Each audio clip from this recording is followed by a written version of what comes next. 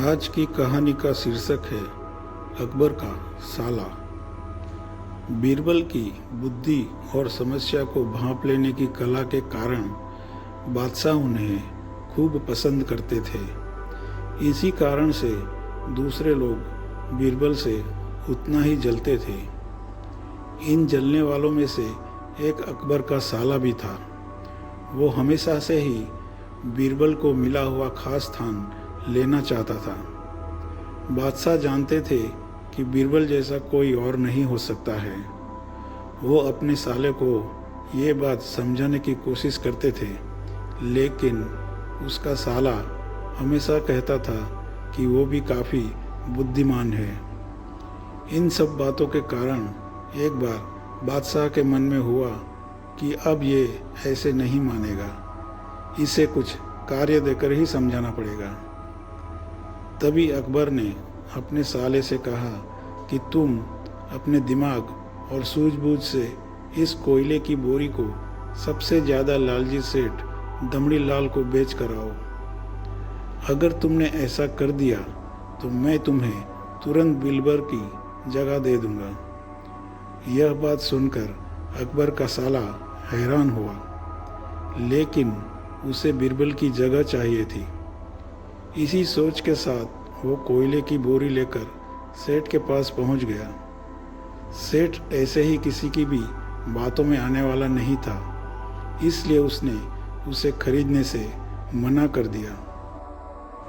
अब अपना उदास चेहरा लेकर अकबर का साला महल लौट आया। उसने कहा कि मैं इसे नहीं बेच पाया। इतना सुनते ही बादशाह ने बीरबल को अपने पास बुलाया। उन्होंने अपने साले के सामने ही बीरबल से कहा कि तुम्हें सेठ दमड़ी लाल को यह कोयले की बोरी बेचनी है। बादशाह का आदेश मिलने पर बीरबल ने कहा कि आप एक बोरी बेचने के लिए कह रहे हैं, मैं उस सेठ को एक कोयले का टुकड़ा ही 10,000 में बेच सकता हूँ। यह बात सुनकर अकबर का साला दंग रह गया। अकबर ने कहा कि ठीक है, तुम एक ही कोयले का टुकड़ा बेच आओ। बादशाह का आदेश मिलते ही एक कोयले का टुकड़ा उठाकर बीरबल यहाँ से चले गए। उन्होंने सबसे पहले एक मलमल के कपड़े का कुर्ता अपने लिए सिलवाया, फिर उसे पहनकर अपने गले में हीरे मोती की मालाएं डाल ली और महंगे दिखने वाले जूते भी पहन लिए। इतना सब करने के बाद बीरबल ने उस कोयले के टुकड़े को सूरमा यानी काजल की तरह बारीक पीसकर एक कांच की डिब्बी में डलवा लिया। इसी भेष में वो महल के मेहमान घर में आ गए। फिर बीरबल ने एक इश्तिहार दिया कि बगदाद में एक जाने माने शेख पहुँचे हैं जो जादुई सूरमा बेचते हैं। सूरमे की खासियत में बीरबल ने लिखवाया कि इसे लगाने वाला अपने पूर्वजों को देख सकता है। यदि पूर्वजों ने कोई धन छुपा कर रखा है तो वो उसका पता भी बता देंगे। इस इश्तिहार के सामने आते ही पूरे नगर में बीरबल के शेख रूप और चमत्कारी सूरमे की ही बात होने लगी। सेठ दमड़ी लाल तक भी यह बात पहुंच गई। उसके मन में हुआ, जरूर मेरे पूर्वज ने धन गाड़ रखा होगा, मुझे तुरंत शेख के संपर्क करना चाहिए। इतना सोचकर दमड़ी लाल शेख बने बीरबल के पास पहुंचा। बीरबल ने जानबूझकर उन्हें पहचाना नहीं।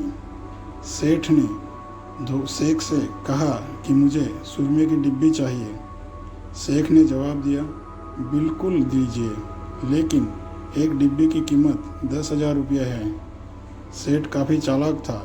उसने शेख से कहा कि मैं पहले सुरमा आँखों में लगाना चाहता हूँ, उसके बाद पूर्वजों को देखने पर ही मैं 10,000 रुपये दूंगा। शेख बने बीरबल ने कहा, ठीक है, आपको ऐसा करने की इजाज़त है।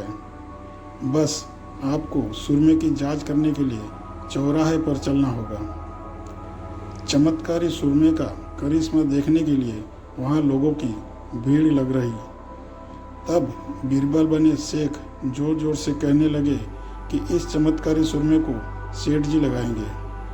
अगर ये सेठ अपने माता पिता की ही औलाद है तो इन्हें सुरमा लगाते ही तुरंत पूर्वज नजर आएंगे पूर्वज नहीं दिखे तो मतलब यह होगा कि वो अपने माता पिता की औलाद नहीं है।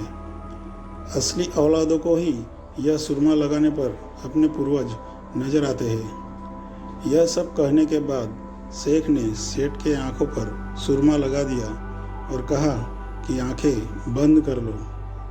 सेठ ने आंखें बंद तो की, लेकिन उन्हें कोई भी नहीं दिखा।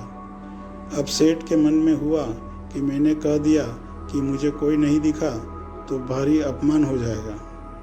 इज्जत को बनाए रखने के लिए सेठ ने आंखें खोली और कहा कि हाँ, मुझे अपने पूर्वज दिख गए।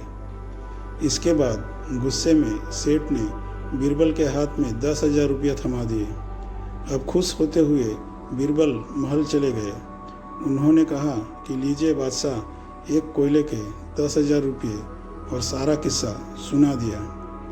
यह देखते ही बादशाह का साला मुंह बनाकर महल से चला गया। इसके बाद से उसने कभी भी बीरबल की जगह लेने की बात अकबर से नहीं की। इस कहानी से यह सीख मिलती है कि किसी से ईर्ष्या नहीं करनी चाहिए और अपनी काबिलियत को साबित करने के लिए बुद्धि का उपयोग करना जरूरी है।